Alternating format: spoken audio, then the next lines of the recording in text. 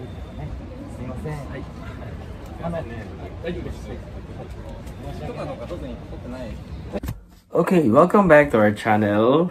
Hello guys, I'm Dens, and we are here to talk about busking. Ayan, so lately medyo nahuhook tayo no sa pagbabusking. Nag-invest tayo ng mga equipment for that, and meron tayong mga ginagawa ngayong routine na hindi ko dati ginagawa. Good evening, konbanwa, minasan. Watashi no namae, Dennis to moshimasu. Yoroshiku onegai shimasu. Hajimemashite. フィリピン人ですけど、英語とタガル語、ちょっと日本語もやります。路上ライブ、これから始めてきます。Hindi ko forte ang kumanta.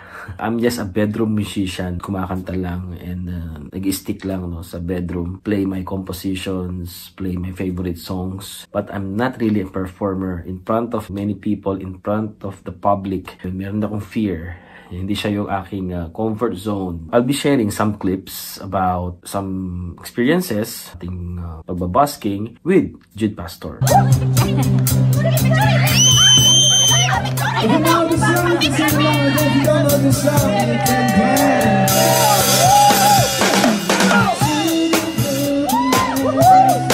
Well, actually, si Jude Pastor, siya yung parang nag-start ng busking in Toyohashi. Nag-observe ako kay Jude na kung paano ba talaga mag-busking. Nagkaroon na ako ng idea, nagkaroon na ako ng lakas ng loob. Pero not really, not totally lakas ng loob. Kapal talaga ng mukha na lang.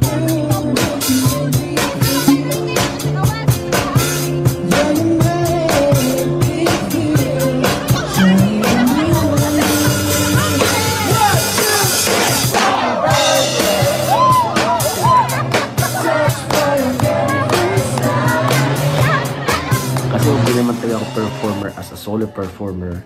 Kaya meron akong notebook, lyrics with chords. Ayan. Old school si kuya, old school si sir. Nagtry akong mag-busk alone. Lakas talaga ng loob.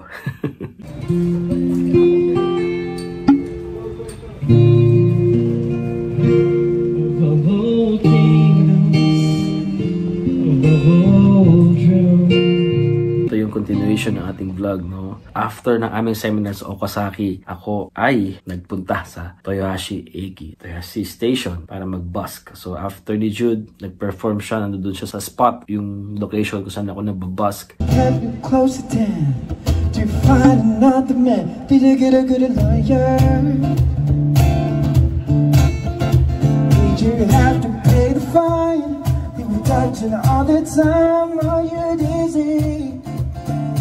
After niya, nag-set up siya, ako naman sumunod. So I would like to show some of my performances dito sa nung May 3. I see you next to never. How can you say forever?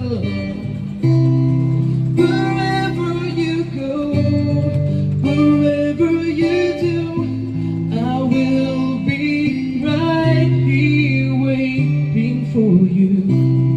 Wherever it takes, oh how my heart breaks, I will be right here waiting for you.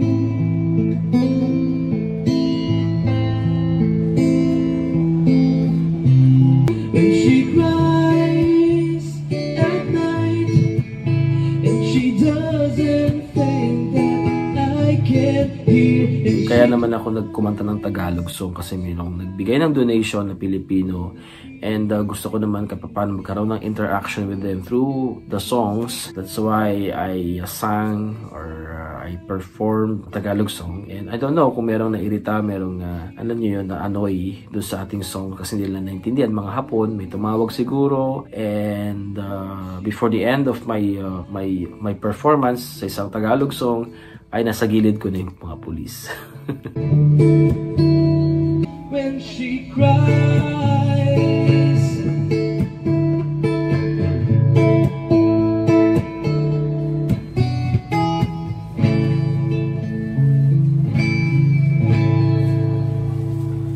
good evening. Ako nga pala yung ng apprentice ni Jude Pastor.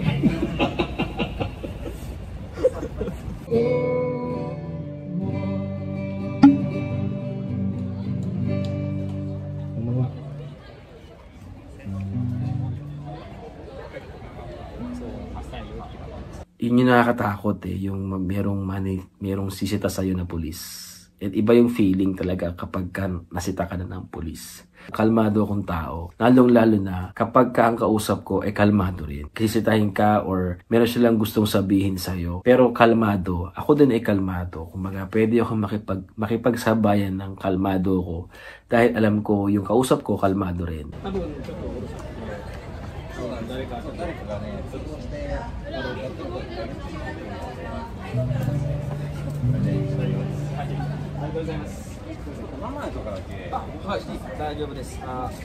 Hindi daw talaga pwede mag-busk or mag-perform dun sa lugar na yon.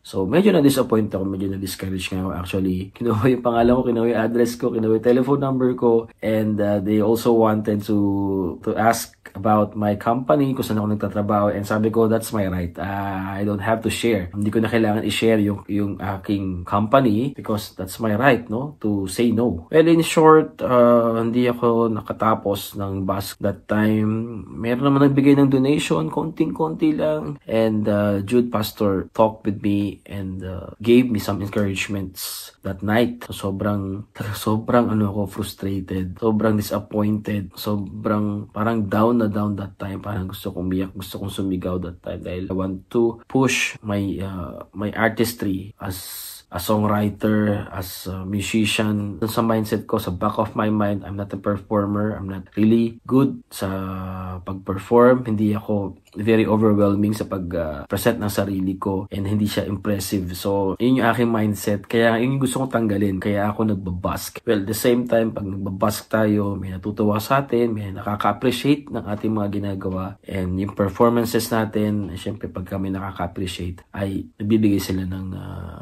donation.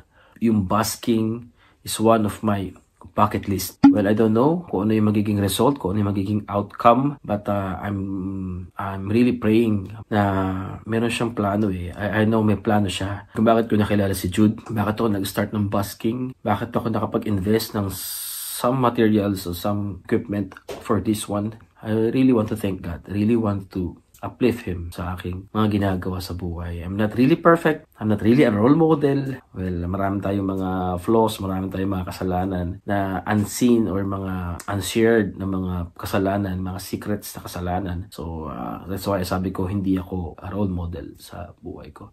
The bottom line is, ako ay nagko-continue sa isang journey na taking risk, and I'm praying and I do hope meron akong patunguhan sa aking mga in-explore ngayon, wala sa aking comfort zone. And I'm asking you to pray for me, guys. Hindi biro ang aking mga responsibilities, and some individuals pa ay hindi nakaka-appreciate ng aking pagiging responsible sa aking mga anak. I don't want to argue anymore kasi waste of time lang talaga ang pag-argue. As much as possible ay gumawa lang tayo ng paraan. Imbis na mag-isip tayo ng isasagot nating pangontra o pang-argue, ay mas maganda mag-isip na lang tayo ng solution para sa mga bagay-bagay. Basking, hindi naman tayo namamalimos dyan. Well, it's up to the listeners kung gusto nila magbigay ng donation. I'll just pray for them na i-bless sila sa puso na meron sila. That's my vlog. That's the content of my vlog for this episode. And thank you for supporting me. Thank you for supporting my ventures, my music. Hopefully, magkaroon tayo ng improvement for that. Well, sa mga hindi pa subscribe sa ating channel, at kung ikaw ay bago lang dito sa aking channel, please click the subscribe button sa baba at pati na rin ang bell button para ma-notify ka sa lahat ng aming mga uploads. And always remember, guys, everything happens for a reason. God is good. Keep on smiling. Sayonara.